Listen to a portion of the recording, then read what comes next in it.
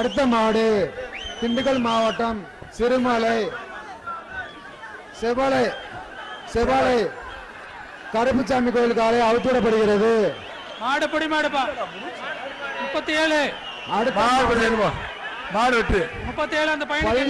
பள்ளி கல்வித்துறை அமைச்சர் அன்பில் மகேஷ் பொய்யாமொழி சார்பாக வந்த மாடு புதுக்கோட்டை மாவட்டம் செட்டியாப்பட்டு எஸ் மூர்த்தி மாடு அவுத்துவிடப்படுகிறது.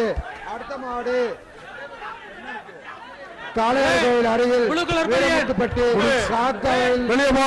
புலிப்பாண்டி மாடு அவுத்துவிடப்படுகிறது. அடுத்த மாடு மதுரை மாவட்டம் கல்லும்பட்டி சி முகமது நிறைவு பெற்றது. அவர் காலை டிக்ளேர் பண்ணிட்டான். பாலமேடு ஜல்லிக்கட்டு நிறைவு பெற்றதுப்பா.